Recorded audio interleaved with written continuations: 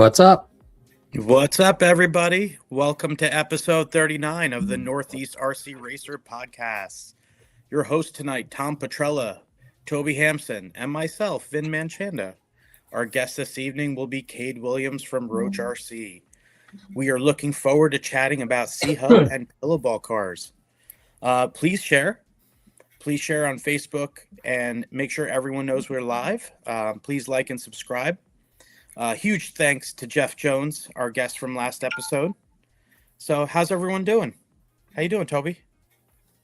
Doing all right. Just had an exciting week of jury duty, and that's over. And now hanging out in a room of 14 other people who are 3 or 4 of them were sick. I guess now I'm sick, so that kind of blows. But other than that, I'm still here. Jury duty, the gift that keeps on giving, that 5 hours a day and the flu. Ain't that awesome? I know, right? I got $50 a day. $50 a day? $50. Hey, you know what? You're talking to a set of tires every day. That's all right. And my gas mileage. So I think all in all it's like $427. Yeah. Almost a kit. How you doing, Tom? I'm good, buddy. Well, before I get into where I'm at, let's give a quick shout out to Kendrick Grace. He was our TQ tonight. I don't know where Taylor is, but Taylor's a little late. Well, Taylor would be like, "Oh, I didn't know you guys were live." Mike Van Horn's on. Jeff Jones, there's my man. Nice. Jim Lonzo. Oh, Lonzo, good to see you, buddy. Awesome. Fast guy, B. Joyce in the house. Good stuff. But no, I'm doing good, man. I got some spring fever. I got nitro fever. I got outdoor fever.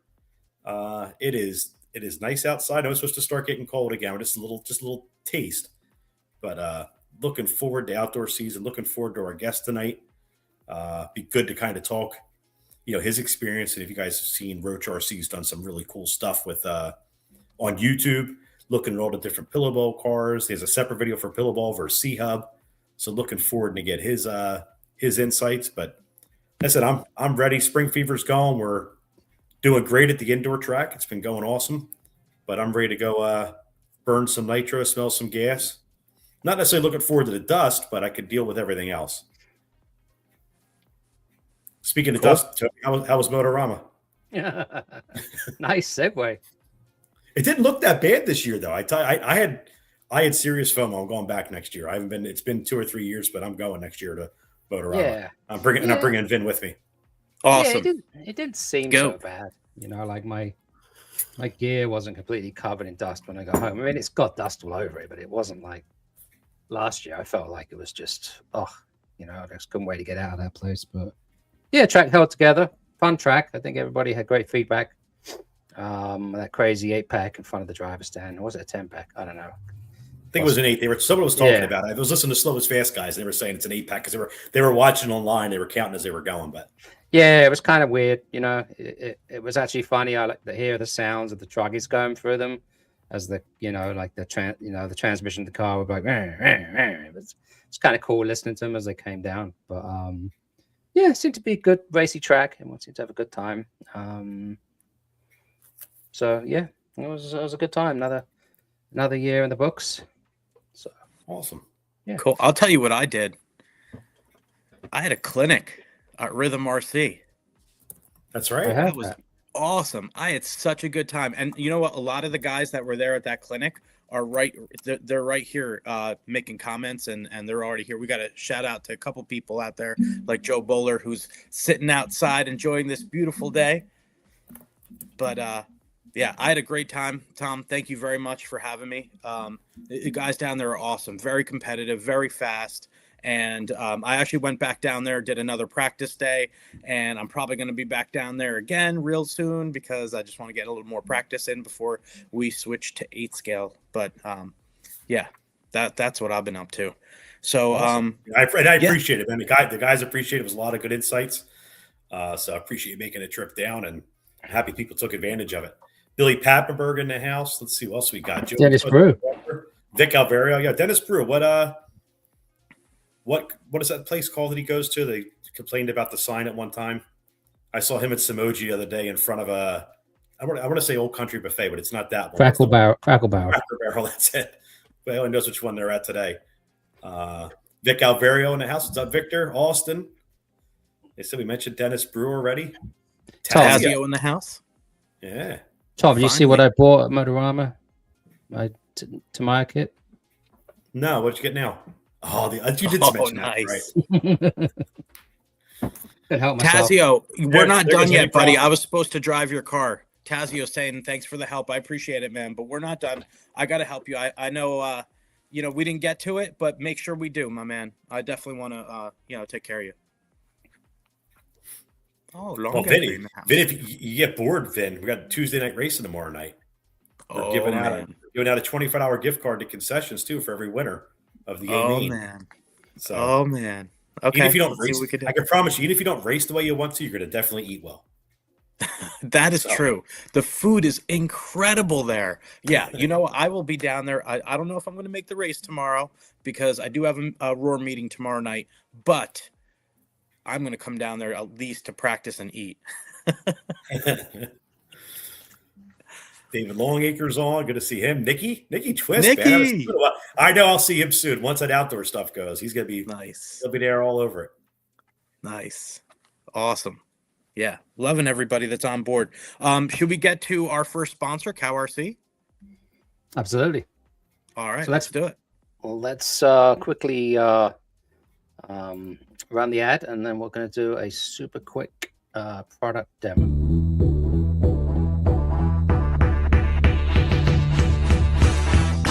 CowRC is your one-stop shop for all things RC maintenance, carrying everything you need to keep your vehicles looking good and performing at their best. From MooClean part and chassis wash that's gentle on your RC's components, to jet air blasters that eliminate the need to carry those large and noisy air compressors, CowRC has you covered. Even down to our convenient hide wipes that keep hands and other surfaces clean.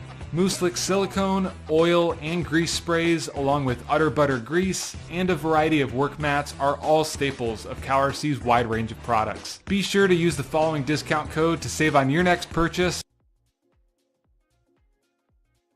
All right. That always gets cut off. I don't know why. Anyway, if you guys check out CowRC, there's a discount code, NERRP, which will get you 10% off.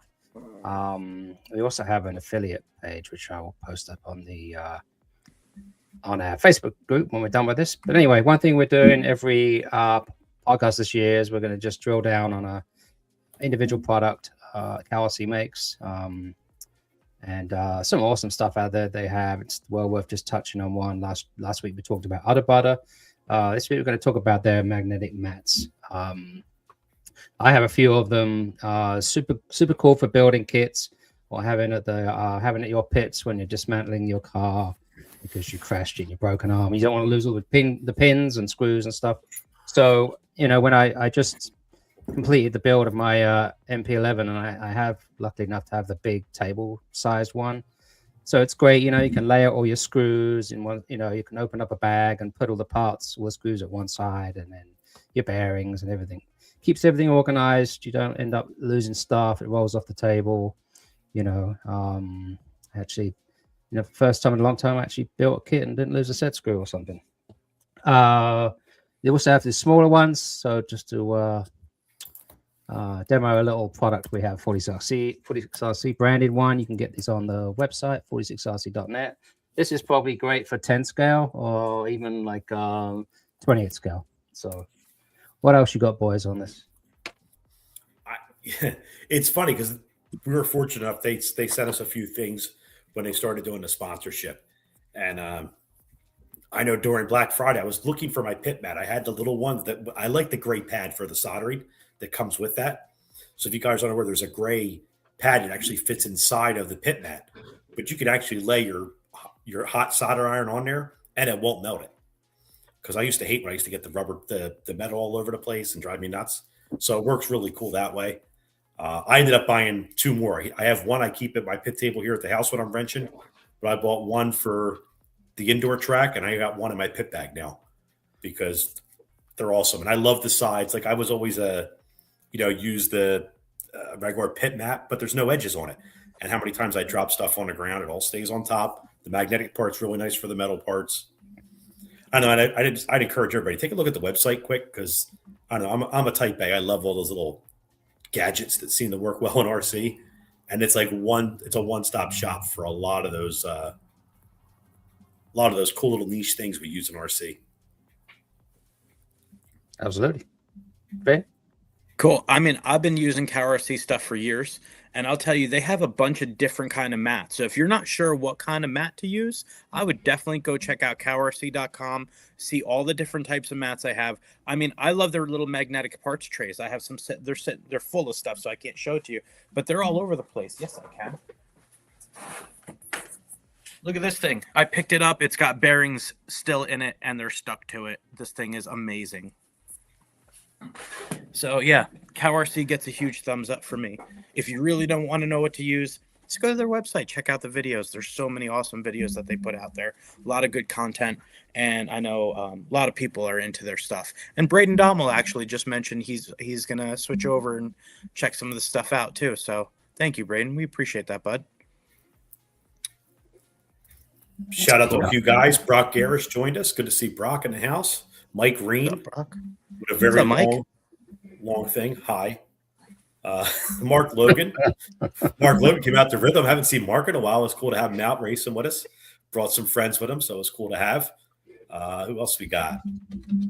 Braden, of course. Braden, I like the comment. Who was somebody put? Oh, Jason Massey put up a post on Facebook with Braden showing him running an associated car. And he was like within like 5 laps, he was flying. So awesome to see that, Braden. Good dude. Yep. Cool. Yeah, a lot of good products out there. Definitely check it out. So, Vin, I got to ask you quick while we're waiting. We got a little bit of time here. I got to ask. I know we weren't going to do a whole lot of Supercross talk, but I did miss the Triple Crown this weekend. I was out to dinner with some friends, and by the time I got home, it was either watch the replay of Supercross or watch Formula One. So I ended up watching F1 and never got back to the other one because the weather was too nice on Sunday. What did I miss? Anything exciting happen? Listen, I can't let the cat out of the bag, and it is a Triple Crown, and I got to tell you, honestly, I missed it too. I missed it too. And somebody's got to comment then to tell us who won, or at least I guess I should watch it. But yeah, we should watch it. Don't. If I don't watch it live, I'm too much. But if I don't watch it live, I'm one of those guys that fast forwards through it real quick because I'm just too excited to see who's going to end up winning and what's happening. A lot of times I focus on the destination and not the journey. Yeah. I mean, F1 is cool too. There's a lot of awesome stuff to get out there. But yeah, Kendrick is saying check out Race 3. And I believe that's what the boys said as well, that Race 3 was really cool. And don't want to miss it. So, yeah, I don't want to give it away on other people, and I myself missed it, but it's on Peacock. I'm going to go back and watch it. And just been busy working. But, getting it in. And don't read Mike Ream's comment then. Okay. Gene Lamont, Gene's saying F1 all the way. I'm with you, Gene. I love both. But I can only have so much TV time. If I sit on the couch for more than 20, 30 minutes, I'm going to doze off. Sort of like Mike Ream in the pits. I got some great pictures of him sleeping. Lance McDonald has all the good pictures of Mike sleeping. He loves taking pictures. Yeah, that Triumph 250 does look good, Kendrick. I'm not going to lie, man. It does. And listen, speaking of riding, one thing I want to express to everyone. I was just on my way home from work, and such a beautiful day out. And I did happen to pass by a little motorcycle accident, and it didn't look good. But I'm just going to say, just watch for bikes. They're getting down there. If you're getting out there on a bike, just make sure, your tires are inflated correctly. Go over your bike. Make sure your chain is tight. Just go over the whole bike. Make sure the oil filter is tight. The oil plug is tight. And, just take it nice and easy, and maybe not go out there in traffic time and dice it up. And you really want to get the most out of your motorcycle.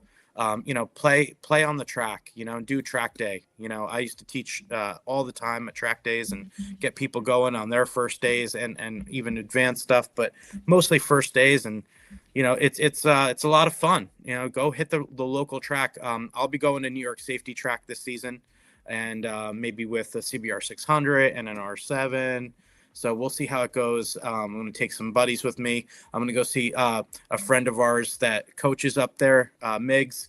So he's going to be, showing us the way at New York Safety Track. So if anyone's into it, they want to do a track day, hit me up, and maybe we'll do a podcast track day type of thing. That'd be pretty cool. Hey, Vin, just real quick to build on your thing about the tire pressure. I had to check my bike today because I had the one bike's up on the lift and I had the compressor out for something else. So let me just check the pressure. I usually run, I think, 38 in the front. No, 40 in the front, 38 in the rear on my big bike. And I checked them today. They were 27, under 27 PSI on both of them. And there's no leaks, just that over the winter, you lose a little bit of air. And they say most motorcycle accidents are caused by low tire pressure. We only got 2 pieces of contact on the ground, so. Wow. Yeah. Yep. Huge. Tire pressure is everything. Not everything, but it's a lot. A lot. Yeah, a lot of awesome comments out there too. I didn't know that McGrath founded pole position indoor go-karts. Did you guys know that? That's awesome. I want to go check that place out now. Is there one near us? Where's pole position, Tazio? Oh, Tazio's down for a track day. Uh-oh. Don't bring your son, Taz. He'll be the next thing you need. You thought RC was expensive.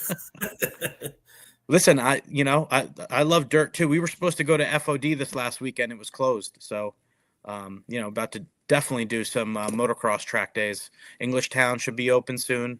So we'll be out there riding for sure. Uncle Mike in the house. What's up, Uncle Mike? What up, Mike? Cool. Well, let's talk. So we talked a little bit about Motorama, but how'd that go? I watched your coverage, which I thought was awesome, dude. So thank you for not. The problems was so good. I had serious FOMO. I was wishing I was there. Awesome. But, how'd things go? Yeah, mostly okay. There's always something new. One thing we did this year was I bought a 55-inch TV and put it up near the driver stands so everyone could actually see what was going on the track, which I think was a big thing. Using live time race vision so everyone can actually see live timing, scoring. So that went well. We had a lot of issues in the arena with the wireless receivers and transmitters, so a lot of our cameras were just unusable. So it was a little disappointing. Just kind of gave up on them after Saturday morning. But probably about like 200 guys with radio controlled cars probably does not help.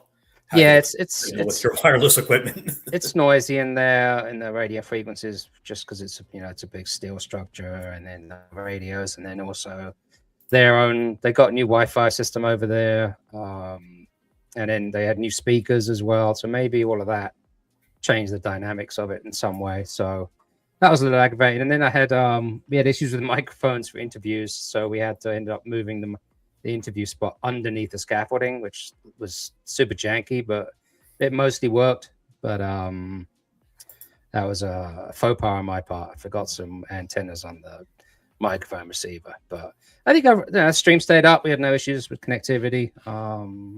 So pretty happy. It's always a good time to work with Scotty. He's such a fun guy to be around. So we always have a good time on the driver's stand. So, and then of course we had that big old storm supposed to come in the next day, so it was a mad dash to get out of there. Some people unfortunately went home because of their mains or missed their mains. Jack Bonhomme, he had to go. He wanted to go home before that, and he was pretty gutted. We stayed to the end, but bailed out as quick as we could. And Scotty had to fly to New Zealand the next day, but his flight was cancelled because they cancelled like almost every plane flying out the Northeast. So he had to drive down to Baltimore, I think, to get a plane out to somewhere out west. I forget where. How ugly was your ride? How ugly was your ride home? Was it better than jury duty? It's close. It really wasn't actually that bad. I mean, we didn't get a lot of snow where we were in Warren County, but the further east you went, it got worse by every mile. So it was all right. So, but yeah, it's a good event. Already coming up with some new ideas for next year. So, the next show, I should say. All right, awesome. Anything you can share, or we're just this is in the planning stages? Not really. Just working on, more higher end, longer distance receiver transmitters for the remote cameras and stuff. So hoping to improve on that, and then just some consolidation of some of the gear that I have, and never-ending quest to make it easier to set up and break down. You're gonna need like a race time entertainment trailer in it soon. When you go to these things. Yeah. But yeah, next month is a race out at Park Lane. I think beginning of April. They have a 2-day 28 scale championship, so I'll be there. Cool. What else we got upcoming event wise? Anything else you want to share? I'll tell you what. I'll plug Rhythm's opener coming up. So we got our opener coming up April 11th for outdoor. I just went today right before the podcast. I ran quick and got my brother's got a car trailer. I'll put the tractor on that tomorrow morning first thing and go spend a few days there, starting to move some dirt around, get ready for everybody. I know Trains got an opener coming up, but you got the whole calendar, Tim. I'll let you talk. Yeah. It's mostly everything is on the calendar that I know about. If there anything isn't on there, then people please reach out to me. Richfield and Trains and Lanes are wrapping up their indoor seasons. Trains is on the 22nd of March, and Richfield's 27th, 28th. The UK Buggy Land race, which I was going to go to, which is the replacement for Neo Buggy, that's Easter weekend. So that'd be good to watch on online. PNB's on Easter weekend this year too. I don't think I remember it being on that before, which is somewhat tempting because PNB has 1 billion entries. It'd be nice to go to it when it wasn't overly crowded, but I don't know if I get away at Easter not being with family. And selfishly, I'd probably rather be with family. Be nice to run a few heats though. Yeah, Trains and Lanes are April 4th, and yeah, and then obviously Rhythm Open is April 11th, and then LCRC is the 17th. So, actually the same weekend as the Raw Nationals 10 scale carpet race as well. Same weekend as the season open of LCRC. So, but yeah, that's what's coming up. And while we're at it, we should quickly talk about one of our sponsors, Nitro Caddy. Gonna run their ad super quick.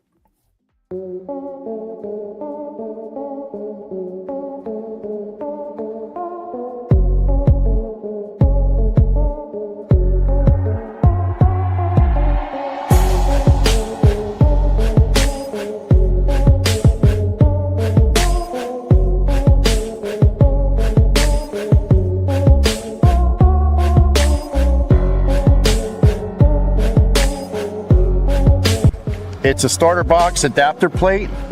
I got tired of the pins moving on me with the boxes. And what this plate does is it affixes the four corners of your chassis to the starter box.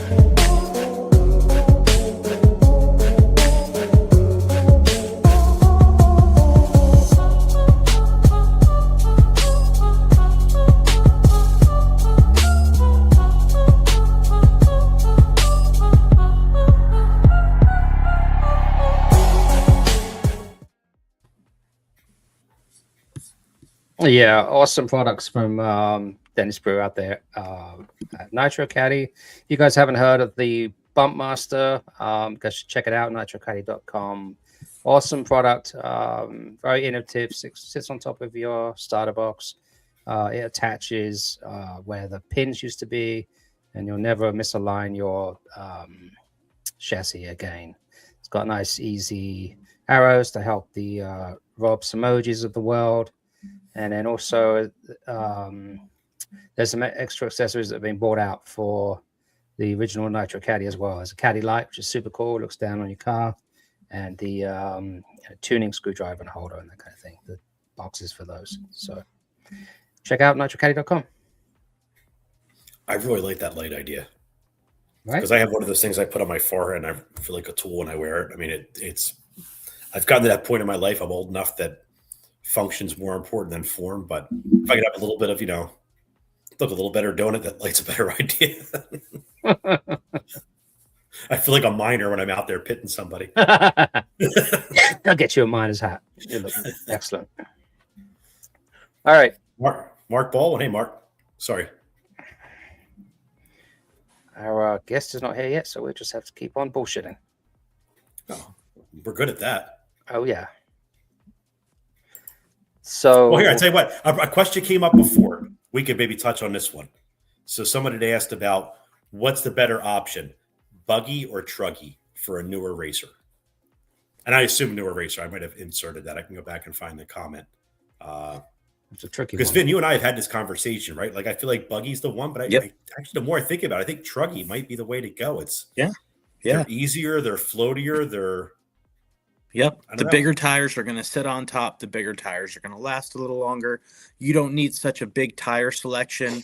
So I do recommend, for a lot of people getting started with that. And then to be honest with you, sometimes going to some of these big 8-scale tracks, it's really hard to see your buggy. So forget reading the contour, and reading what the car is going to do.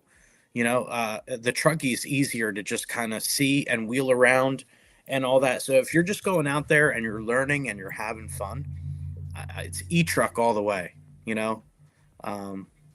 even Jesse agrees. So you say start on truggy and then go to buggy when you've got a little bit more driving skills and right everything? When you can distinguish things like the race line, and staying on the race line. When you can there's a race build line? up consistency, right? Yeah, mine's about a foot on the outside of the pipe. Mine's the whole area between the yellow bits. Joe I Polar. like Joe Polar's comment. The loose You gotta part. put that out there. That's awesome. And I think the other question they asked too was electric or nitro. To me, that's an easy one. I would go electric. Nitro's If you're fun, but it adds another layer of complexity. To everything you're doing.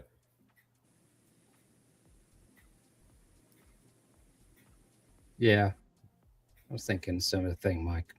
Yeah, that's true.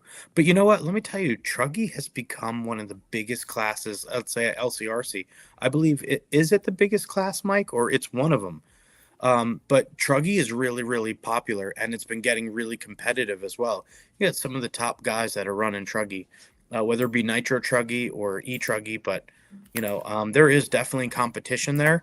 And it's pretty stacked. I firmly believe it's a great place to get started. Yeah, the buggy classes are the biggest, both nitro buggy, electric buggy, really close. But truggy at LCRC, e-truggy is the biggest.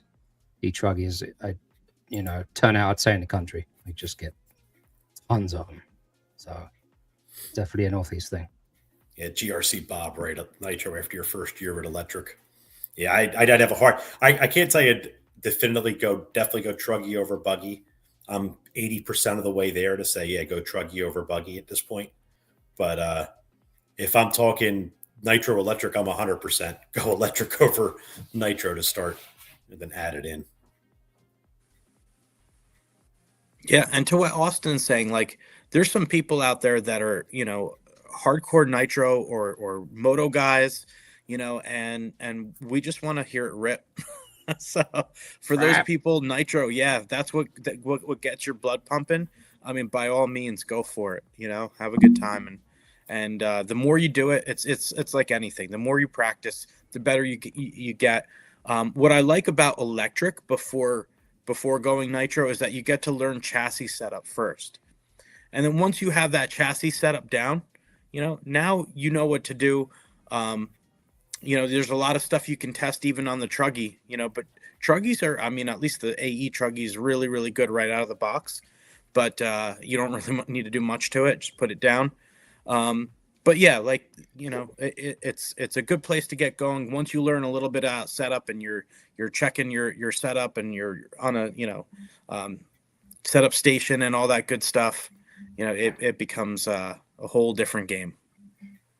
And anybody looking for a nitro pit, man, Braden says it's fun. So there he goes. Braden, he just volunteered himself to everybody. Awesome. Yeah, I always enjoy pitting. Let's go. Dibs on I Braden. get anxious. I get anxious as hell. I'm more nervous pitting somebody in nitro than I'm racing nitro. Especially if I don't it's want to mess up Novoso. anybody's race.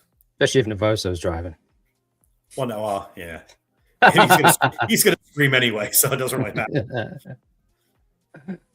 Oh man! All right, looks like we got Roach Man here. Appreciate that, Jesse. So Tom, you want to build our guest? Bring in our guest. Absolutely. When we hit the button. Oh, you hit the Hello button. there. There he is. Yeah. How are you, sir? I'm Welcome. pretty good. I just got back from, I was working on a car, a CRX SI, and I was changing the shifter, and then I looked at the time. I'm like, oh shit, it's 7:30. Did you get it fixed? Yes, we did. All It was right. it was removing an old shifter and putting in a short throw shifter. Nice. Yeah, well, sometimes those 30-minute jobs can turn into It turned into a weekend 2-hour job. Ask me how I know. It turned into a 2-hour job. Yeah. Well, also, just for everybody that's kind of listening right now, Kate is I guess what's the word I'm looking for? The person responsible for the YouTube channel, Roach RC. And we were talking you up a little bit already, Kate. You kind of missed it early on, but awesome content you've put together. I've been watching your stuff for a few years now, and a lot of cool things in regards to, especially I guess focused around the newer racer. To me, that's how I look at it. I mean, it's good for everybody, but there's a lot of general details, and you get into the fine points as needed. But we wanted to invite you on because we've been wanting to have a discussion for a while with our group of listeners and new racers. Hey, what is maybe the best RC car to get into? And we were just talking about right before you came in. Somebody had asked, do we want to go electric or nitro? And I think we all kind of agreed electric's the way to start. But also, should they go buggy or truggy? And I think we leaned a certain way. But I'd be curious what your thought is. For a newer racer, what would you suggest for a first class, buggy or truggy? If you have the means and the money, go truggy because it's a lot easier to drive and make work. But if you don't have the means and you want to get into a class that's a little bit more populated, go e-buggy. That's Okay, good cool. advice. Yeah, I like that. But yeah, And we all lean the same way. We all kind of said the same thing. Truggy's just easier to get used to, and in the Northeast, I don't know how it is down in your area, but in the Northeast, the class seems to be growing. It's one of our biggest classes when we go out racing, so it's good to see. I think it was probably at my last club race there were more e-truggies than there were e-buggies. Wow. Really? So what is your home track, Cade? There What are would you two consider- tracks. There are two tracks that I go to regularly. There's Loganville RC Complex in Loganville, Georgia, and there is the barn in Barnesville, Georgia, which is a couple of miles south of Atlanta. Those are the two main tracks that I go to. You mainly see Loganville because I'm closer to that one, and that's the one I frequent more often. But either or, I tend to bounce around a little bit. I also go up to Easley RC Complex and S&B RC Raceway every once in a while. I've yet to go to Phil Hurd for some reason because it's about 4 hours away and I really want to go, but I just haven't had the time. And then you have The Rock, which is up in Tennessee, Knoxville, which is next to a zoo, which is pretty good too. Oh, really? It's nice to have that many options around you. Yeah, it is pretty nice. They're all roughly 2 hours away, but it's still nice to have them around. Gotcha.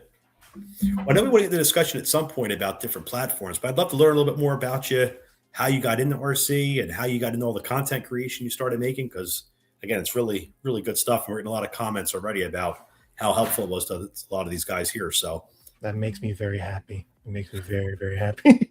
good man. So How'd you get in RC originally? originally How it long? was my dad wanted to get into slot cars when he was a kid. Okay. But when he got the time to actually get into it, slot cars was kind of taking a backseat to RC racing. And I wanted to do slot car racing, but turning by yourself, as I like to call it.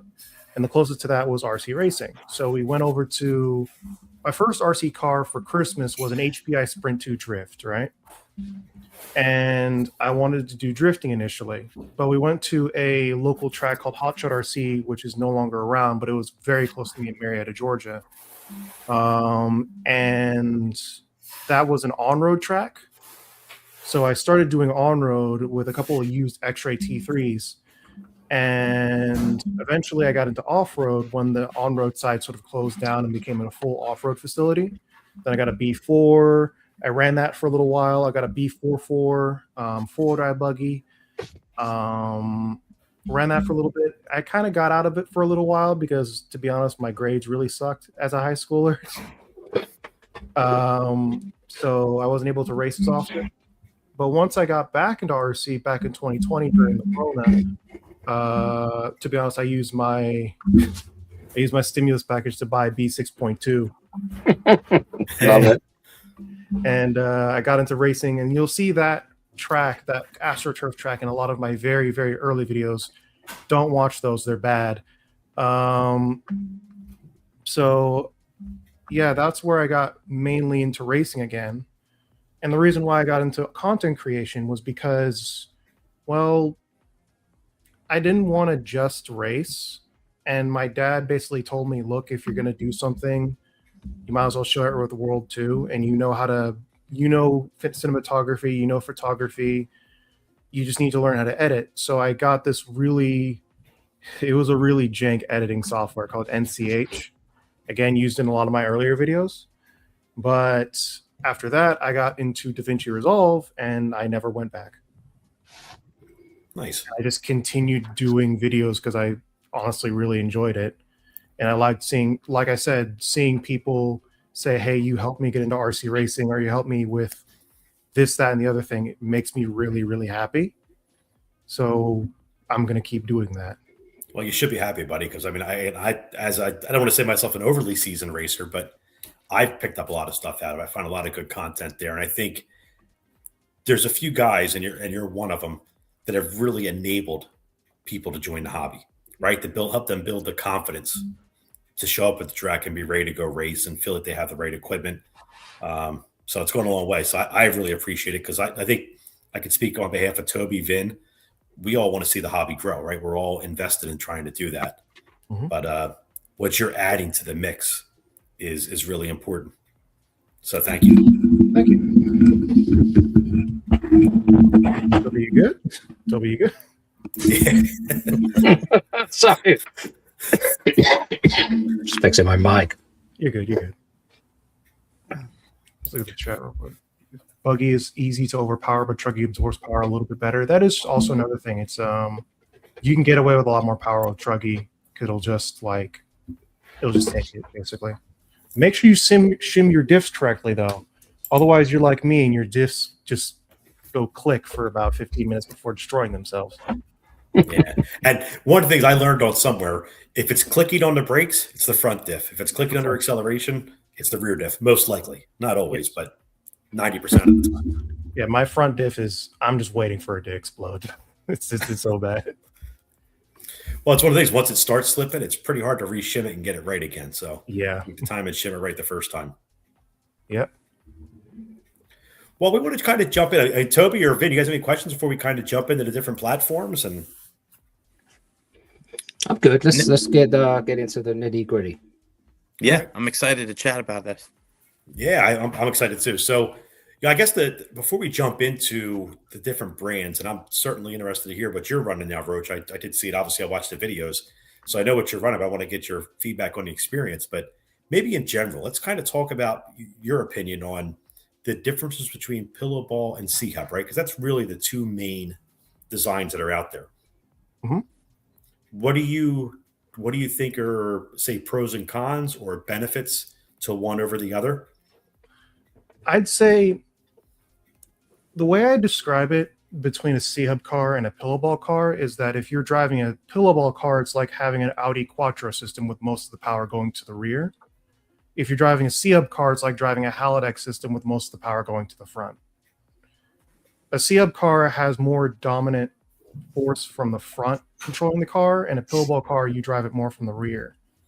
So if you're like much more aggressive, like to whip the rear end around, and a very, well, to be honest, talented driver, Pillow Ball would be a much better option for you. But if you want, also in terms of durability, I think that Pillow Ball is a little bit more durable too. Even though there's like one buggy out there that's C-Hub that's probably the most durable. We already know what that is. It's a Techno EB48 2.2. But generally speaking, I think that Pillow Ball cars are a little bit simpler in terms of their construction. So there's less to go wrong. But C-Hub cars are a lot easier to drive in my personal experience because of how front biased they are in terms of how they drive. Yeah, I think the C-Hub car excels though on a higher traction, smoother track. I guess because the drive from the rear really helps you keep that corner speed up. It does, but well, no, well, actually, pillow balls. Did I drive- say C-Hub? I meant pillow Yes. balls. What I meant to Yeah. say. Yeah, because that's part of the reason why at the last Worlds, I think out of all the buggies there were like 2 that were not pillow ball. At the e-buggy Worlds, I think. I can Jesse, attest- Jesse, I've seen you drive. I can attest to the toughness of Associated too. Kidding you, buddy. You know we love you. All right, well, I'd love to dive into some of the different models. Again, we all watched your videos. We kind of had a few different C-Hub cars and a few different pillow ball cars we wanted to kind of chat about. There are some that I missed. I'm not gonna lie. One of the pillow ball cars that I missed was a Castor racing buggy. I forgot the actual model name, but they've been around for a little while. That's one that I talked with the team manager of them for a little bit, and it didn't go initially. It didn't go initially well. We kind of got into a bit of a spatting match on Facebook for a little while, but that's over and done now. So he showed me a couple different things about where Castor came from and stuff like that. And one thing I found pretty interesting is that they actually did the saddle pack system before a lot of other cars did, even though it didn't really work before then. It's actually one of the things I'm going to be talking about in my next video, which is basically just a hodgepodge of things that I found interesting in the history of RC, but didn't really have a way to put it into another video all on their own. So I'm sort of just baking them all together in some kind of information soup that I hope works. Sounds cool. Yeah, well, that's something for Looking everybody forward to watching right now or people to rewatch this later on. Make sure you guys go give Cade some love. Go subscribe to his channel on YouTube. Get notified when new stuff comes out because a lot of good content there. That's a good thing to have in our algorithms, and there's a lot of good stuff there. Please inflate my ego. I really appreciate it. Hey, we've got to do something to thank you for all the time you're putting into putting this stuff together. So it's Absolutely. It's fair enough Appreciate trade for me. All I gotta do is click a button, and you're going to spend how many hours editing a video and doing all that? At least 12. Is that all? Most of the time, it's the script writing that takes the most amount of time. It's I think the longest script I did was it was actually not my own video. It was an RC Racing TV video that I did for them with the history of Associated. Basically just their 10 skill program in the RC10, because that's what I wanted to focus on, because that's what I find most interesting. That was 10 pages long. Wow. And it took I haven't me seen about... that. Is that up on your page or on RC Racing TV? It's on RC Racing TV. Okay. I actually have another video with RC Racing TV coming up very soon enough. I think they're working on it now, but it's been a little while since I did the recording for it. It's the history of TLR as well. Cool. Well, probably the 2 longest standing brands I can think of. Mm-hmm. Awesome. Yeah. Well, why don't we let's jump into a few of the cars. So I don't know, should we start you want to start pillow ball or you want to start C-Hub? I'll leave it to you. Well, there are a lot more C-Hub cars, so let's start with C-Hub. Okay. Well, maybe we'll start with the Techno because I know you mentioned that one already. I did, and I think that the Techno is probably the #1 buggy for beginners, plain and simple. It just works. It's like Todd Howard with Bethesda games. They just work. And yeah, they're really easy to build. They're very, very tough. And in terms of driving, even though I personally don't like how they drive, I know a lot of people who gel very well with their driving style. And I'm going to concur on the toughness. They're definitely one of the stronger cars out there. And their manual probably rivals Associated when it comes to the detail and the explanation of everything. Personally, I think they're better. Think so? I think so. At least in terms of recently. I think that Associated has had some issues, like with first batches of manuals having some issues. Like this step will say bag A when it's really bag B or something like that. I've had that with my B74. B74.2 a while ago, but that was just the first batch. So they usually iron it out like after a week.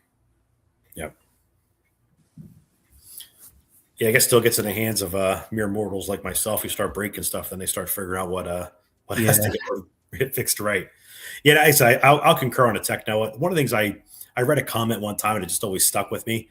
Not that I've driven the Techno extensively to be able to say for sure, but someone had said it's a cheat code for rough tracks. It is. It really is. And that's why I think they're so popular in the United States, because so many people run on more rough tracks, especially when it comes to, and when you want to get like a really good buggy for an arena style race on the East Coast, especially, and a lot of the motocross style tracks on the West Coast, especially, the Techno just works. It just works. And I do want to disclose before we go on to the next model and talk a little bit deeper. You know, Braden, I put your comment about the Traxxas Jado. Look, that's a capable car. And I feel for anybody wanting to get into the hobby, to start off from nothing to build up a kit and get racing gets pretty expensive. Don't laugh at the Jado, because I saw somebody win a B main at Beach RC before they closed down with a Jado. Braden.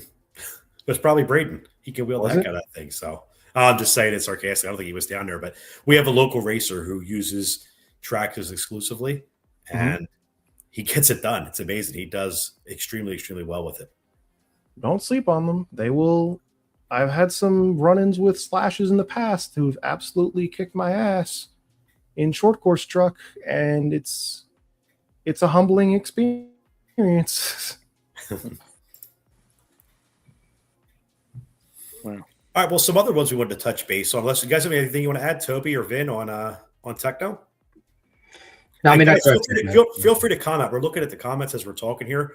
You know, Mike, I saw your feedback. You know, people that are running these chassis or have tried them, you know, feel free to chime in. We want this to be an interactive discussion with everybody. I think the K car is a cheat code. When you say K car, I think you mean the Kyosho, which we should probably go over next. Let's do it. The Kyosho, I used to run a Kyosho MP10E specifically, and it was very easy to drive, but god damn, it wasn't durable. It just wasn't durable. And finding parts was a little bit annoying, but other than that, it was pretty good. I think the MP11E is going to be a big step up from the MP10, though, definitely, mostly because of the KPI. So what did they change there? I don't know what the 10 was compared to what they're expected on the 11. Toby, do you know? So there are two things they did. Oh, Toby, do you know? I'm sorry. I mean, I know about the front end. I have the 11 here, so it's just the KPI spindle. Yeah, KPI spindles and hubs. Yeah, that's the main thing. They also changed how the saddle pack system works in the MP11E. So the what's this called? The batteries are a lot closer to each other and further back rather than on the sides of the side guard. Yeah, I mean the 11 is a completely different car as well. You know, different arms. They went from universals to CVAs.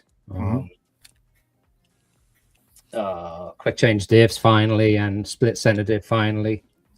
Yeah, so a lot of maintenance stuff, which is a big relief for me personally, running the MP9 to 10 and now to the 11. So, yep. I've always heard great things about the Kyosho kit setup. Is pretty well refined. It is very good. Box. Yeah. Yep. Agreed. Yeah, the 10 was good. I obviously haven't driven that thing yet, but I've heard good things. So hoping to magically go straight to the top of the B main. I continue to try to spend myself out of driving poorly. There's no car that's going to fix my what's between here and here. I try my best. You guys able to build anything? I know Vin. So Vin is the team manager for Associates. So he's probably his tongue might be bleeding over there. It's all right, Vin. You can share your insights. But no, listen, I'm learning because I don't know these other cars. It's been years since I built a Techno, but I do agree they're manual. Even when I built that that mini Truggy years ago, before I was on the AE team, you know, yeah, I mean, I agree. You know, that's. You know, every manufacturer has their strong points for sure. And I'm not going to sit here and say one's better than the other and all that. I just happen to know the Associated really well. but not going to take anything away from any other brand. That's for sure, because they all have their good points. Yeah. I just flashed up Fast Guy's comment on the Kyosho. I know we're not talking nitro, that. but I wish they would just put a damn clunker in that tank, please. Yes. Oh, I'm gonna be stuck. I think of Aaron all the time as Fast Guy's uncle. My granddaughter comes over. She has a little sippy cup, but there's actually like a clunker in the bottom, so every way she holds it, she can get water out of there. The sippy cup has I sent him a picture like, even my doesn't. granddaughter's bottle's got a clunker in it. How does Kyosho not have one in their nitro car? Kyosho just says skill shoe and just don't flip. Yeah. I made my own clunk tank last year, but it was actually okay. I never had any issues with it, but it was a lot of work to get in there and cut out all the plastic and then fit the clunk in and do a lot of testing. So I just try the tank, see how it runs, just try not to flame out.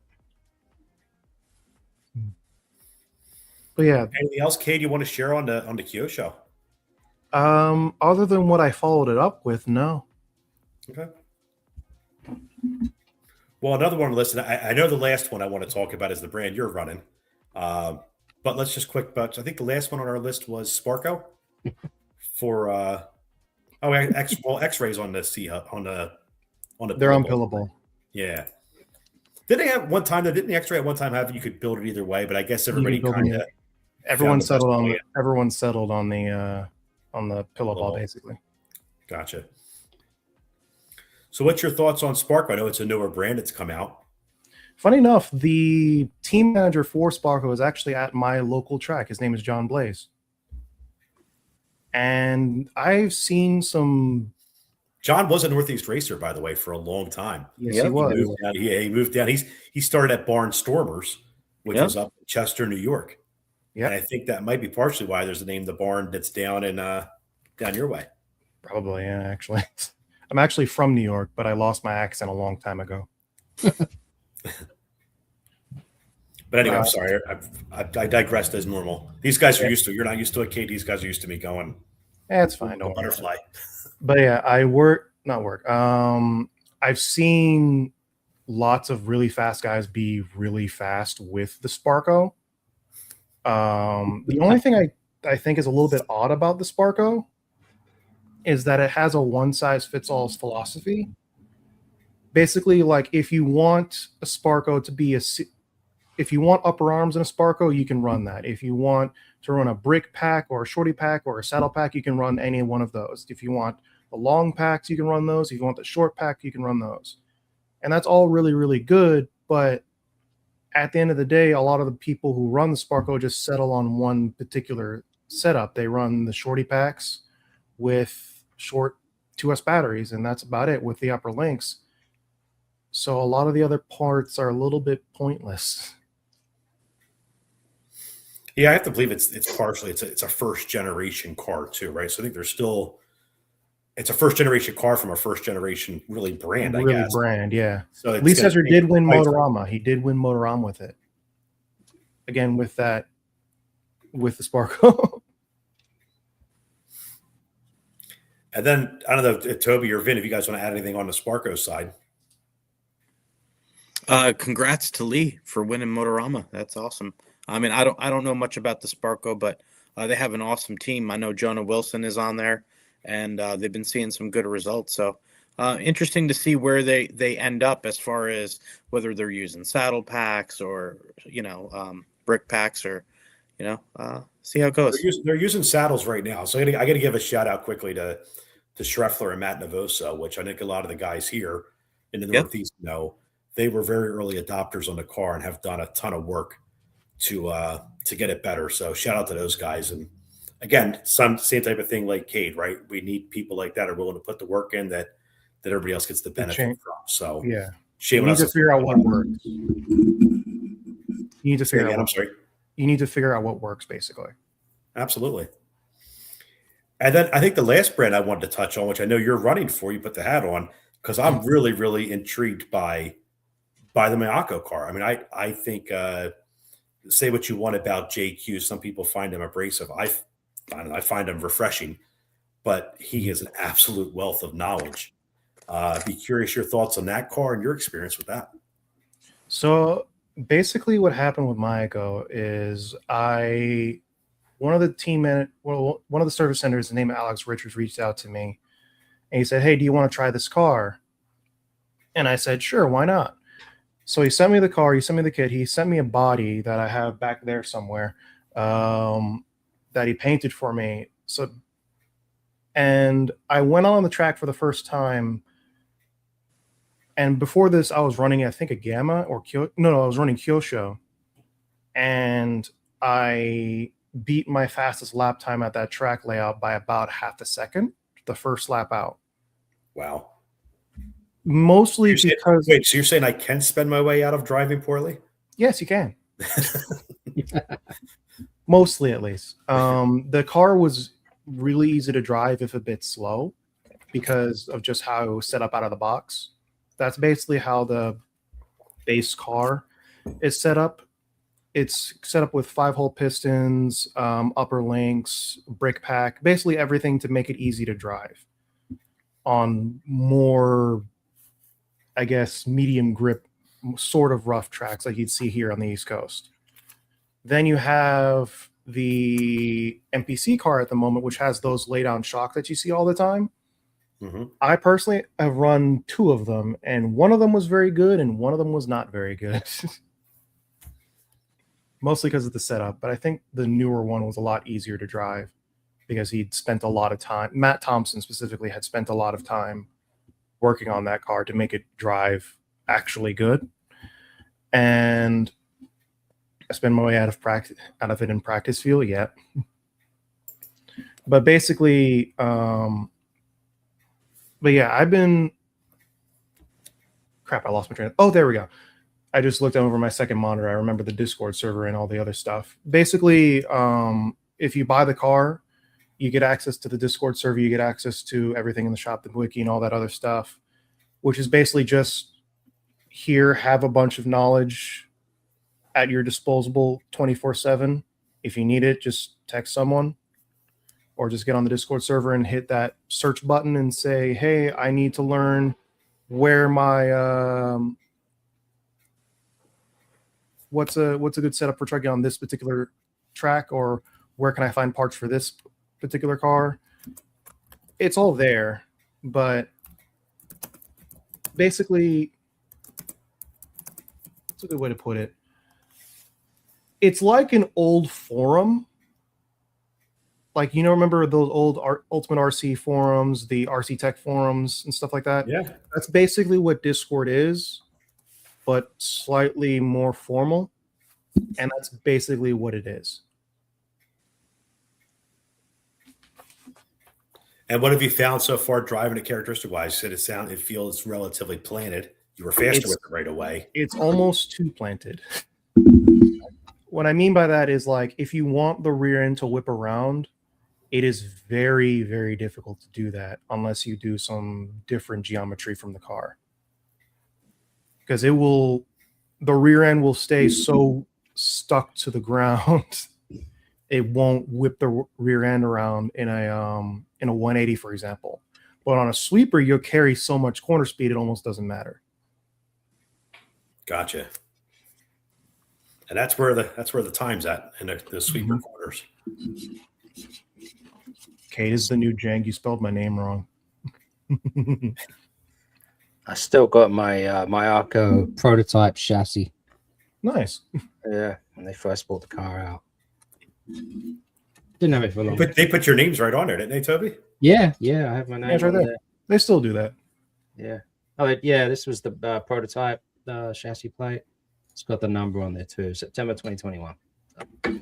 Do they still, Kate? Do they still offer, like, you can kind of tell when you order the kit where you're going to be racing, a ballpark what the service is like, and to actually customize the kit? It may give you some different parts to. That's NPC only. So you have to be part of the NPC to get that option. But when you do, you get a bunch of different. You can change your pistons, you can change your sway bars, you can change whether or not you have CVDs. Do you want universals? Do you want the lay-down shocks or the stand-up shocks? Just do you want black springs, brown springs, gray springs? Just everything about the car you can customize from the factory. Cool. And I now know we're going to touch. I know we're going to touch on. I know we're going to touch on pillow balls next, but one of the things that's come up once or twice, and I just might want to take a second to touch on this and get your take on it. And obviously, I want to hear Vin and Toby's take. Brick versus saddle.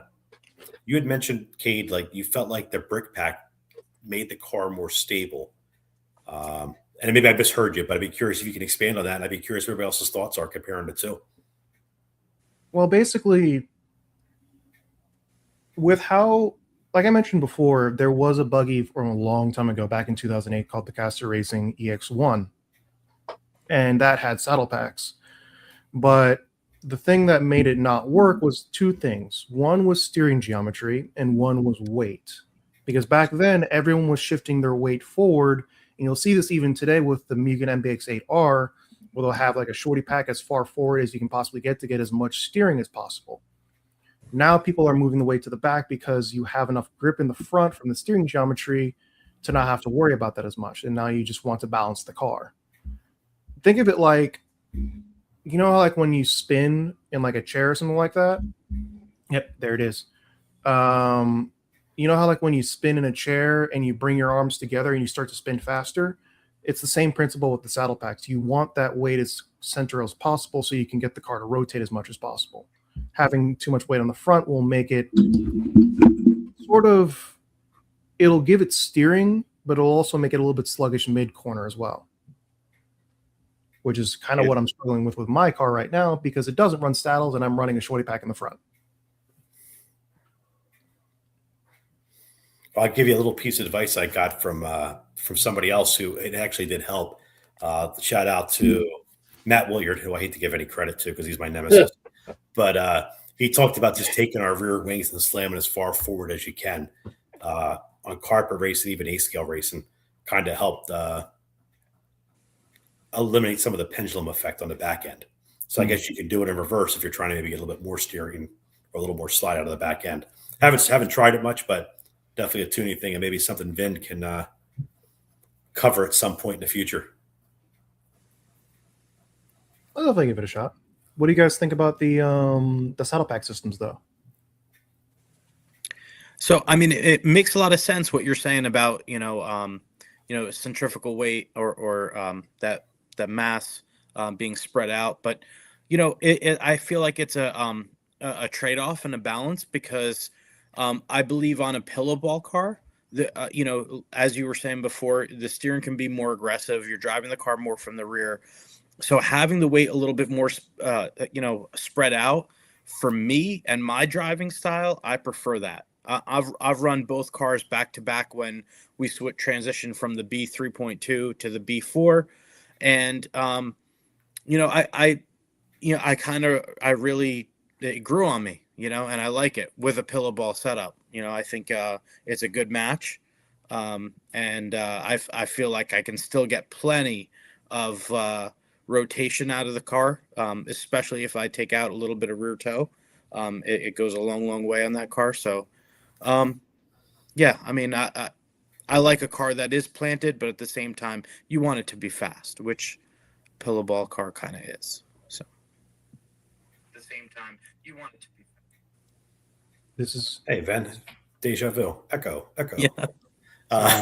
Just checking the YouTube feed. Well, why don't we take a second? Let's just transition now into pillow balls because we kind of had a good segue there from Vin. I think we should start with Associate. I mean, got to be the most popular brand out there, and one thing they certainly have going for them is parts support. You can go to pretty much any hobby shop and find Associated parts hanging on the wall. But Kate, what's your thoughts on the Associated pillow ball car? The Associated pillow ball car is the same sort of idea as the way I see it. Oh wait, oh yeah, I thought I was muted for a second. The way I see it, the Associated is like the Techno, in a way that it just kind of works, and it's very popular in their parts everywhere. So it's a no-brainer for someone who wants to get into racing, and they want something more aggressive. They go with Associated because A, the parts are everywhere. There's a wealth of knowledge, and they're just there. They're at races. You can go up to anyone, with an AE or realistically J Concepts AE sweatshirt and say, hey, I need some help with my car. Is there anything you can do to help me? And they're like, okay, yeah, I can help you. Because everyone runs AE or techno, basically. One or the other. Yeah, and I was going to say when I was asking before, I kind of look at it as the techno of Pillowball, because I agree it does work and it is tough as nails. I mean, I don't think I broke many parts on mine over 2 years. That was actually the first AE bug. Well, the first 8-skill buggy I got was an AE. You can actually see it in some of my earlier videos. Sorry, man. I did too. It was in a RC8 B4, the original one. Nice. I had the original RC8. So I Yeah. was probably like 12 years old. I know. this is dating myself a little bit. But Yeah, that's when we were C-Hub. That was a C-Hub car. That was a C8 and- car with a plastic chassis. Yep. And I remember the head design engineer who designed the B4 was the guy at the track helping me with that RC8 back in the day. A3 to A4 was better handling in my big pack. Just because AE is the best car, tell them that I see someone likes the AE very much. I can't even say. I can't even say They like AE a lot, but they love Vin. So Okay, Thanks, that's buddy. okay. Vin, you See, want to I- build on that at all? Come on, Vin. This is your chance, buddy. We're teeing you up. I mean, Yeah, no, I mean, listen, I'm throwing the basketball up. You're supposed to catch and dunk it. That's what you're supposed to do. Slam dunk. Well, I mean, listen, like I said before, they're all good. They all have their strong points. Nothing is perfect. What I like about AE is the team, because I know, I get feedback doing the monthly meetings and talking to everybody, and then out there on the forums and all that. I get feedback and I know where to put it. Like if it's something with the TC8 for the on-road program, it's going to BT and Kyle Klingforth. If it's something that's off-road, it's going to go to Kurt Wenger, or Billy Hayden, or both, So I can get stuff to the engineers and get we talked about running changes as far as the manual. There's even other little stuff that isn't perfect. So I do appreciate that, they keep updating, running changes, making the product better and better. And they care. They care about their customers. And they have really, really good customer service. So, you email customer service and you're going to get Richard Saxton himself most of the time, on the horn with you, or he'll even call customers like, Richard Saxton called me. I'm like, yeah, man, that's awesome. So, they get out there and we try and support our customers. And I'm really, really, excited to be doing the monthly team meetings for the team, for the team drivers and stuff like that for the national team now, which is awesome. So the support is improving. I got to say, my Region 2 guys, they're awesome. That's why a lot of them are here, because we get on these meetings and we talk about everything. We talk about the products. We talk about setup. We talk about what tracks we're going to and what works better, high grip, low grip, all that good stuff. So, I'm really honed into the AE. So obviously I'm biased, but I think that's a lot of what makes the team work, along with having guys that, we tune into these meetings and then they know a lot about the product and they're able to pay it forward, which I believe is what sponsorship is all about, because you have these advocates, these ambassadors that are out there, like Mike Malone, that are just out there showing people how to use the product. And Gary Terry's got a track you can go test at his house, and he's going to be testing whether he likes the forward weight bias or the rear weight bias. And to go talk to him now because of that. Or, Brock knows everything about suspension, so you got to go talk to Brock about that. So we have our guys that Lonzo, Williard, the list goes on and on and on. We got Enzo Albertoni. So in Region 2, we're stacked with some really helpful guys. And if I forgot your name, David is out there too, listening in, and Jason Massey. And so, yeah, we're really blessed. So I'll stop there. And breathe. Yes. It's great. I was just posted a picture of my original RC8. I don't know if you saw There it. it is. There it is. Nice. Really goofy looking. Kind of like Kyosho stuff on there, really, but similar. What servos are those? Are those High They're techs? high Free techs, Tapas? yeah. High techs. High Used to techs? run high tech for quite a while, yeah. Okay. Yeah. I actually converted that into a late model. Put a big bumper on the back of it and the front.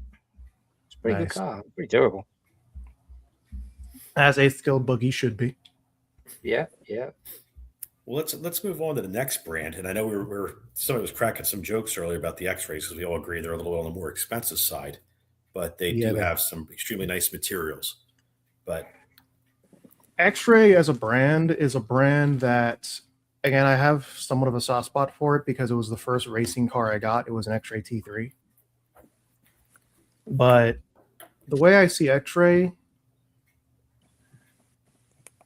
if you have the means, again, if I had the means to like spend more money on RC, I would go X-Ray because their quality is that good.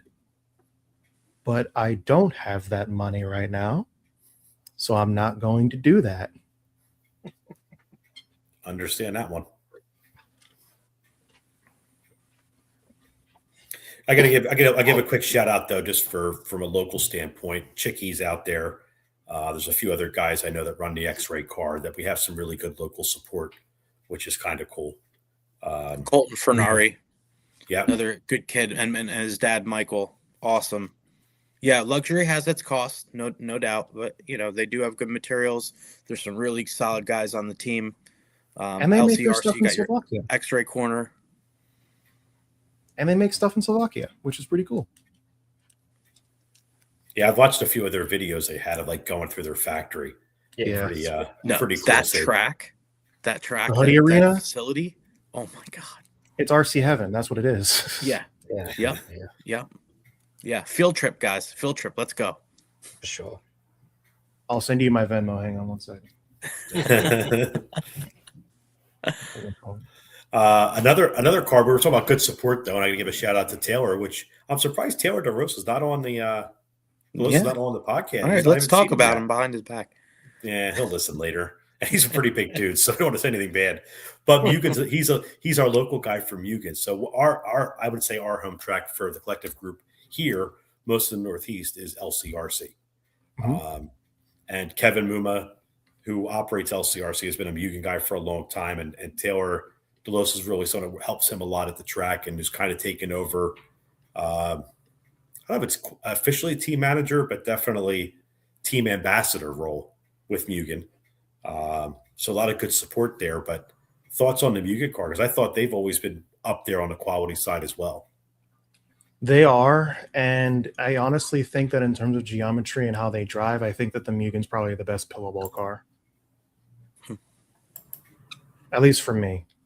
Because just mostly because it's just simple. It's like the A, it's simple and it just works. And I can use the batteries that I already have, so I can just get that. I don't have to buy saddle packs again. At least not yet. And it's funny. I run 10 scale also, so I like to have I use the same battery packs in my 10 scale I use in my 8 scale, which is kind of nice. Yeah. I would like to try the MSB1 eventually, but I don't know if I want to buy that over a B7 or a 22X or an X-Ray XB2 or a lot of other cars. Competition Granted- is stacked. For Yes, it someone is. just built a B7.1 car. Yeah, B7.1. I'm sorry. That is good out of the box. I had a 7 before, and the 7.1, I feel like I'm back in my 6.4, which you ask a lot of guys, always felt that car was extremely well balanced. 7's pretty good. Yeah. Yeah, I had fun trying to keep up with you, Tom. You were moving with that 7.1. He was breaking it in. And I'm just trying to hold on. We found a few more things. We picked up another probably half a second, so it's making progress, Awesome. and it's easy to drive. So, but I don't want That's to awesome. digress here. That's somewhat something I always envy about you guys because you have 10 skill tracks. I don't. There are no 10 skill tracks within 6 hours of me. Wow. At least no tracks that consistently run 10 scale within 6 hours of me. Wow. The barn sometimes does, but generally speaking, the layouts are for 8 scales. Kate, I don't want to get my violin out for you because you guys get to run A scale pretty much year round, and I get to run nitro all year, so I can only feel so bad for you, but I do understand what you're saying. I like 10th scale though. I really do. I am always a firm believer. Vin and I had this conversation a week or two ago when we had the clinic at my track, the indoor track. I think having different genres of RC racing makes you a better racer at all of them. I think, running carpet, running touring car, crawling might not help, but pretty much everything else. You might have pissed off a couple people with that statement, but don't go ahead. Sorry, crawler guys. Sorry. Crawling From is a fun. racing standpoint. No, I'm not saying it's not fun, but I'm talking about if you race touring car, you're likely to be better in your off-road car. If you run carpet, you're probably going to be a little bit better in dirt because of it. I'm not sure there's as many things that translate from rock crawling to racing. I'm not running for office. I'm just trying not to sound like a jerk, but Throttle control? Right. Yeah, last Kyle's Brandon- got a good point, by the way. It put his thing up there for, Which one are we putting up for Kyle? The hotel rooms? yeah, if Kate ever wants to come up. Yeah, we'll Rhythm find you a does spot. have Come race hotel. carpet. Yeah, we'll you don't even stay in a hotel. I got to play. You can stay at my house. I'm only 5 minutes from the track. I'll take But, you up you on know- it eventually. Tell us about real quick, and we're just to digress, just because I want to know what's the deal. Like, you can get rooms right there at the track, right? You can, Not yeah. legal. Okay. We have an indoor track, Kate. It's an old Catholic church that was sold, and the old I don't want to say convent, the housing that the priests and the nuns used to use has now been converted to a hotel. It's pretty unique. Anyway, back to pillowball. We were talking about Mugen, right? We were talking about we Mugen, were. yes, and we were, but we were about to move on to another brand that I've seen grow and wane and grow again and then wane again, and it's called S-Works. We don't see a ton up here with those, even though I've lost a few times to the Pins with We their S-Works see- cars, but Here's the thing with S-Works. So I've seen a couple people go to S-Works here in the Southeast, mainly because of Beach RC, because it's just there. But I like to call them what's called I got people angry when I said this earlier, a region locked brand. So if there are people who run that brand in that area, there's going to be more than one. But if they aren't if there's only they aren't really on the West Coast because Beach RC isn't there, let's say that. They aren't really in, let's say, Northern Europe because X-Ray's there. They aren't in, even though they're more in Southern Europe and more so in Austria because that's where they're from. But generally speaking, there are pockets of popularity here and there of where they are. The car itself is very good, but I don't think it has the same accessibility that the Associated has, or the steering geometry and ease of driving that the Mugen has. It's still a very good car. I just don't think it's the best.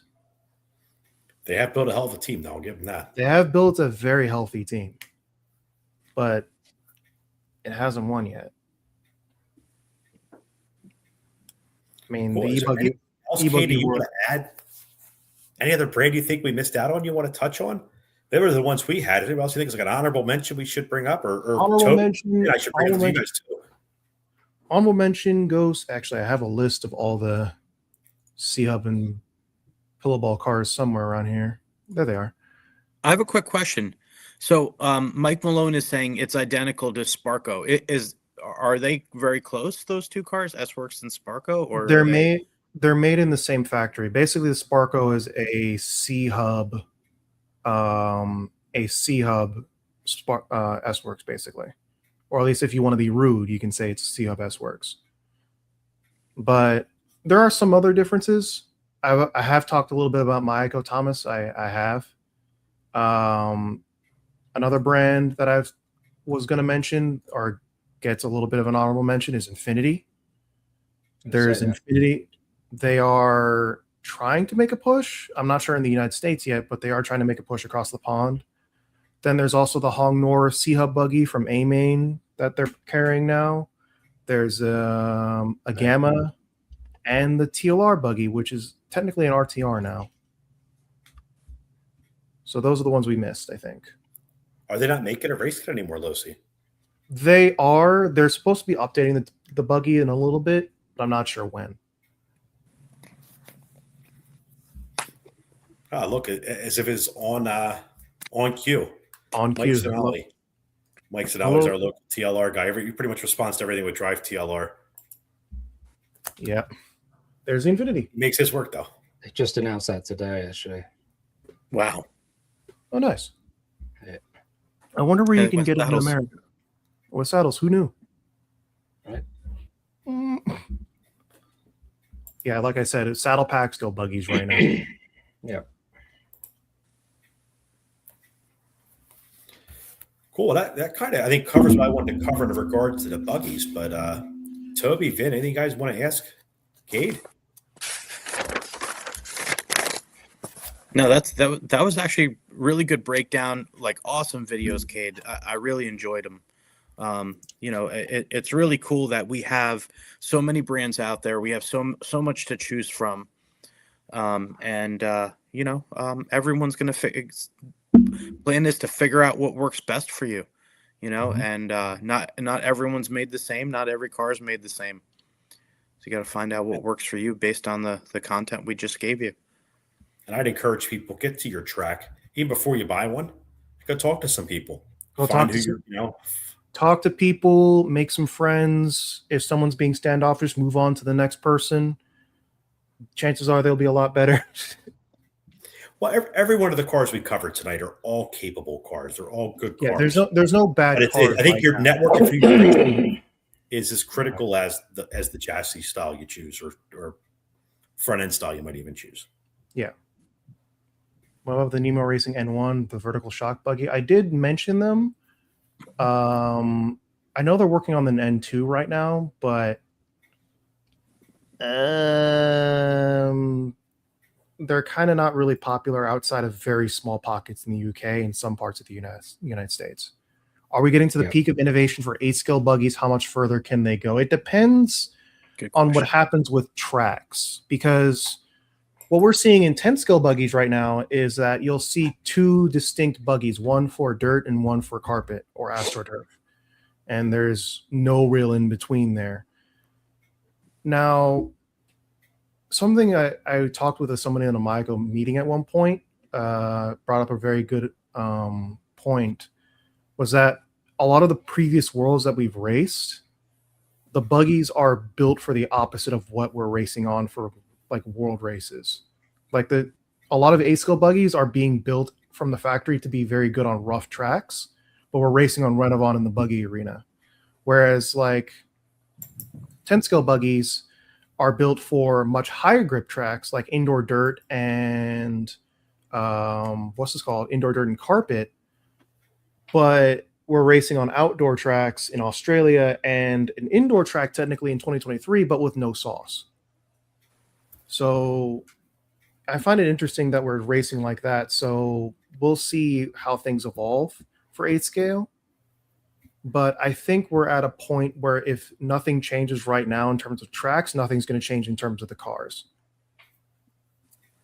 I feel like designs have converged, though, right? I remember when Kingpin Inclination was a big deal. I remember the first AE car came out with 16 KPI. Then they dropped that down to 9, Vin. Was that right? 9 or 8? And then 8. And then you saw some other cars going from 0 KPI on C-Hub cars to adding 4, sometimes 6 degrees of KPI. So I feel like there's a little bit of a convergence, but it's also RC, which seems to be whatever's old is new again. How many times do you see people bolting on old parts to a new car because or Lexan wings work better? Techno. Lexan wings. Techno be like, oh, we got some other parts we can use. Got the back bin. Yeah, we'll use that. Yeah, I think they're running, the Techno guys are running a lot of old stuff on the e-buggy right now, from what I heard. They are. Yeah, old arms and hubs and whole combination to get the car. I did see AE doing that too with 10 scale. I saw a couple people, specifically at EOS, running B6 parts on their B7s. So the Specifically, Mugans, yeah, Mugans are running their old arms on their Yep. the BXARs, Mhm. old webbed arms in the rear. anyone try that soda shock system? I've seen a couple people do it. Yeah, I have it. Swear Just by haven't them. used it. Some people swear by them. Some people say they're a waste of money. I have no idea because Yeah, I haven't have run. one. It's an interesting design. I know a few guys that got them, so I'm curious to see how they do this year. Yeah, I have them over here, but I haven't. You know, I'm going to build a second set of shots and start messing with them.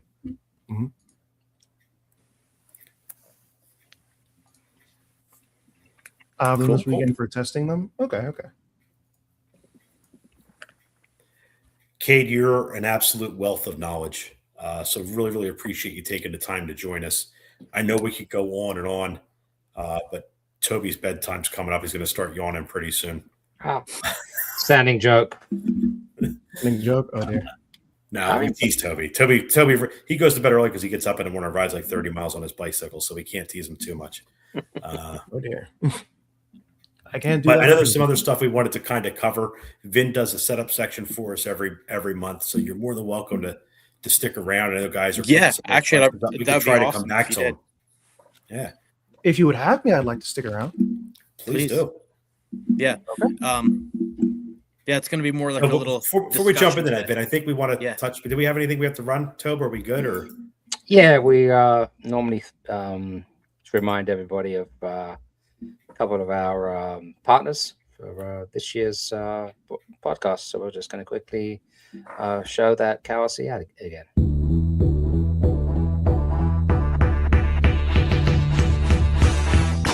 KRC is your one-stop shop for all things RC maintenance, carrying everything you need to keep your vehicles looking good and performing at their best. From Muclean part and chassis wash that's gentle on your RC's components, to jet air blasters that eliminate the need to carry those large and noisy air compressors, KRC has you covered. Even down to our convenient hide wipes that keep hands and other surfaces clean.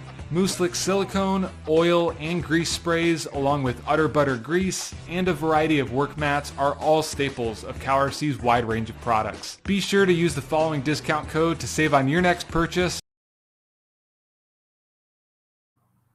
All right, so There you go. There's another one. He's got the There you KRC bat. Nice. Guys, check out KRC.com. You can use the discount code NERRP. I just posted up the affiliate link on our Facebook page as well. That will help us out as well. All right. What's next, Tom? Cool. It's Vin. Let's talk about some 8-scale prep. How 8-scale season is upon us. I know Cade down there, you guys got 8-scale all year round, but up here We've been we're starting since transitioning from January. 10-scale to 8-scale. So I want everyone's input on this one because everyone has a different way of prepping and getting ready for the season. But I'm just gonna give it to you guys and just comment as you will, and we'll go from there. So first things first, you need a calendar. Up here, there's a lot of races and the schedule's real tight. So plan out your season and go hit up 46rc.com. Check out the stuff that Toby put up there and see what works best for your schedule. There's a lot of tracks that are on his schedule over there, and make sure you check out all the tracks near you and spread the love. But once you know what tracks you're running on this season and how many times you're going to be there, now you can find setup sheets for those tracks if you don't already have them. You can visit SoDialed. I know all my setups are on SoDialed. It's a wealth of knowledge over there. Helps you out with setup as you go through. You can overlay your setup right over mine on any of the cars or tracks that we've been to, and you can figure it out from there. So definitely check that out. Hopefully some of you guys have last season's setup sheet and you guys know how to use that. And another thing that you guys should do is check out episode 17 because I talk about the baseline setup and how to get your baseline setup. So that's a really good bit of info right there on episode 17 of this podcast. So yeah, the next thing we do is we get our tires ready for the season. Now, if you're not sure, if you're just starting out and you're not sure what tires to run, my advice is green and blue reflexes. You can't go wrong. I mean, those tires work pretty much everywhere. Green when it's cold and low grip, and then blue as the grip comes up. And then from there, you want to talk to your local racers, visit those setup sheets, and find out what other tires work. Let's say as the groove comes up at your local track, or let's say as it gets rougher, what do you want to switch to? Or it's low me, So start with the reflexes, go from there is a good way to go. Make sure you bring plenty of tires and a fresh set of tires for the main. Next thing we're going to talk about real quick is going to be rebuilding your car. All right. I like to use a Sonic cleaner, and I like to use CowRC products. Once again, go visit cowrc.com. Go check out they have so many YouTube videos and helpful links right there on their website.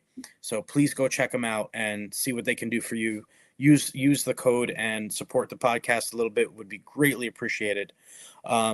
So let's talk about, rebuilding your car a little bit more, diffs and shocks. All right. So when you're rebuilding your diffs and shocks, obviously you want to put fresh O-rings in there. And, for lower grip, you want to use thinner oils, lower temperatures, lower grip, thinner oils, higher temperature, higher grip, thicker oils.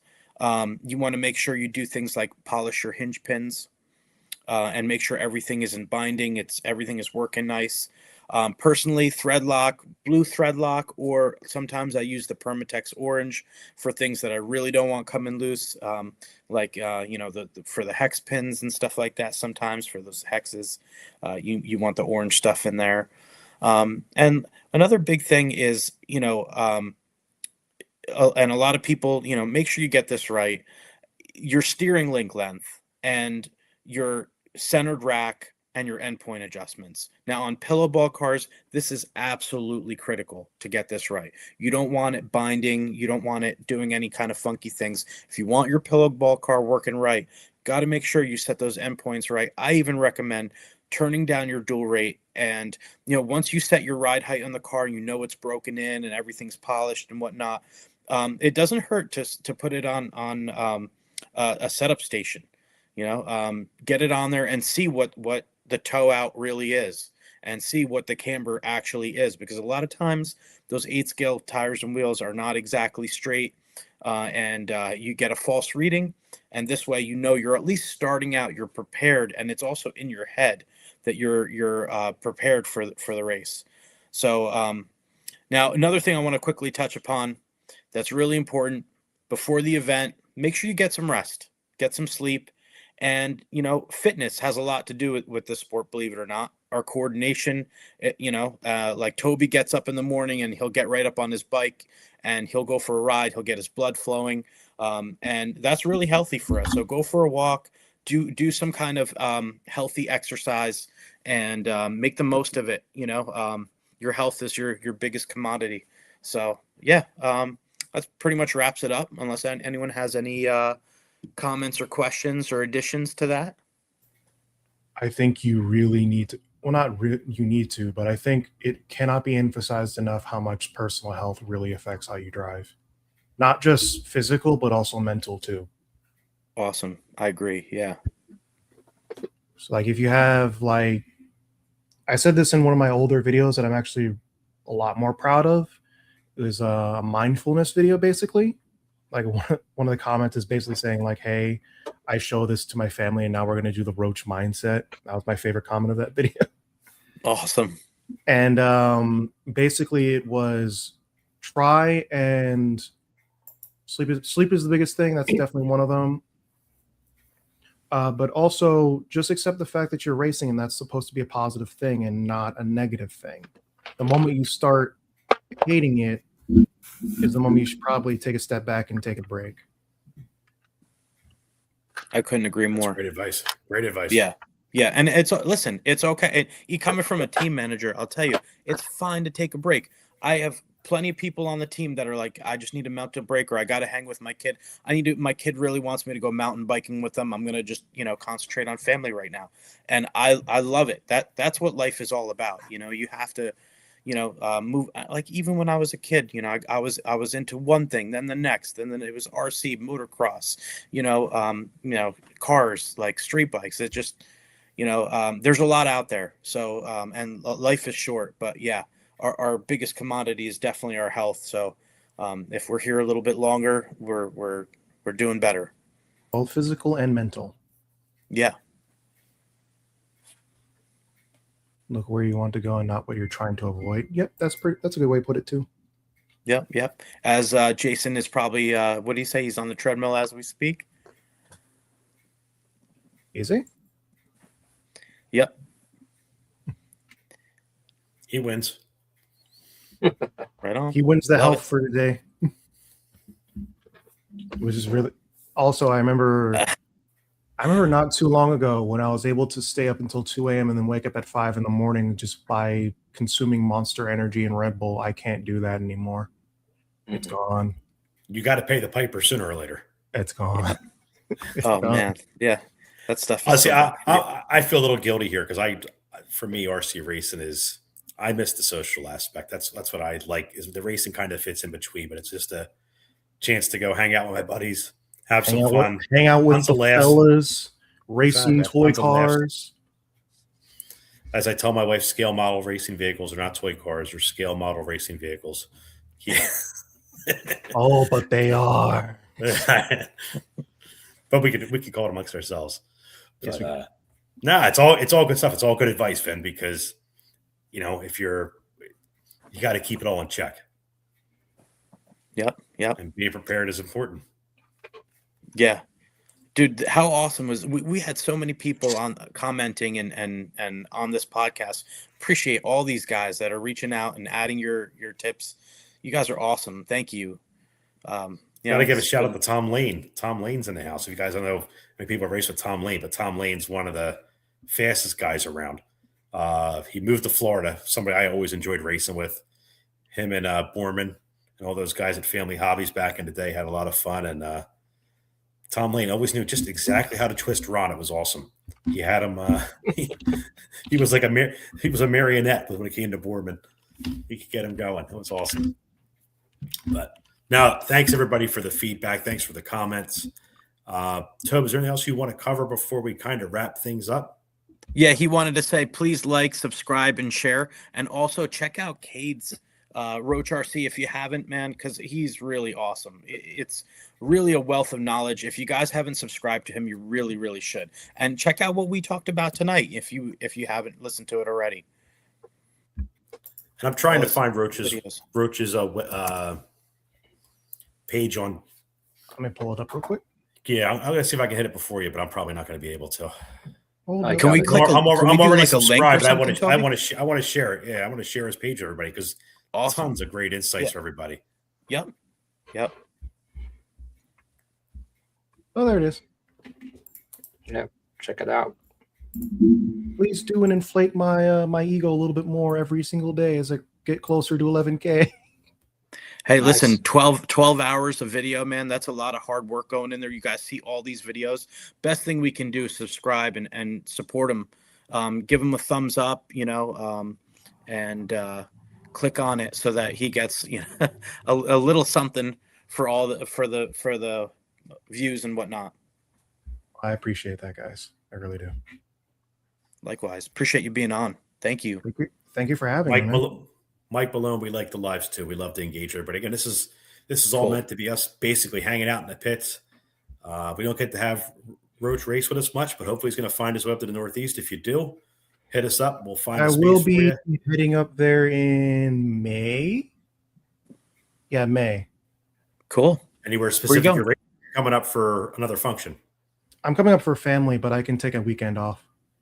Hit us Cool. up. We'll get you out to somewhere. Please. Coming up. We'll either Yeah. get you whether it's Rhythm or LCRC. We'll find you somewhere. Probably. Yeah. Where's Rhythm again? In Rhythm's in New Jersey. Rhythm's in New Jersey. Southern New Jersey. Southern New- LCRC's out in central Pennsylvania. Central Pennsylvania. Okay, that's a little bit far, but I'll figure it out. Yeah, always welcome. Thank you. Hey, by the way, do you run nitro too? No, I'm allergic. I'm allergic to the castor oil inside. So I actually last time I went to P&B, I walked away with pneumonia. Oh my God. Yeah. I thought you were kidding at first. Wow. Oh, I'm sorry. I was man. not joking. Oh, man. So whenever- you might not be joking, but there's probably a half a dozen guys going to say, "Oh, I can't pit for you. I'm allergic to castor oil now." You've just enabled people. You just gave him a really good excuse. Okay, here's the thing. If you do that, just wear a mask. That's what I do when someone Oh, asks me yeah. to pit for them. Wow. Right on. It That's makes awesome. communicating via mic very difficult, but I can still pit for them. There you go. That's cool. So there's your enabling, and there I just took it away. There you go. Perfect. Cool. All right. Well, I think we're getting ready to wrap it up. So, Cade, first and foremost, thank you so much. Loved your insights. Hope we can get you on again. Certainly Yes. following everything you do online. Again, appreciate all the work you put in. I can't imagine. What do you think is the ballpark ratio for every hour of content? How much work goes into making an hour of content or 30 minutes of content? 30 minutes. Oh fuck. It's a lot. It's a lot. At least a few days. Take it from me. Yeah, so a lot of work happening. So appreciate it.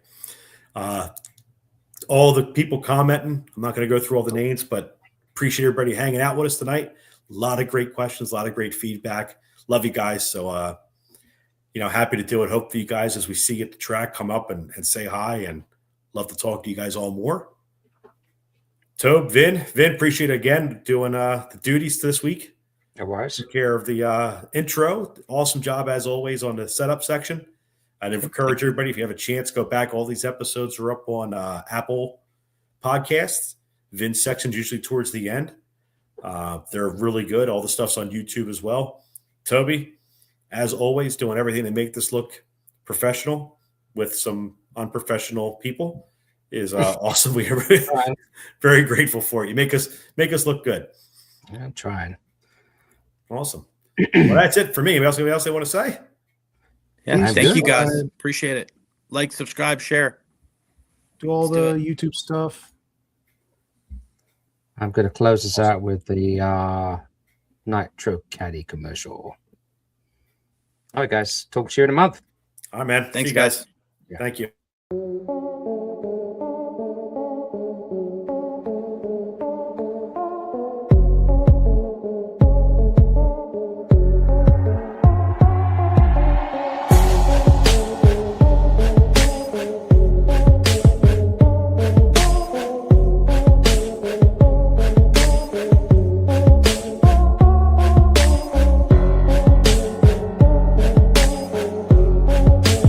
It's a starter box adapter plate. I got tired of the pins moving on me with the boxes. And what this plate does is it affixes the four corners of your chassis to the starter box.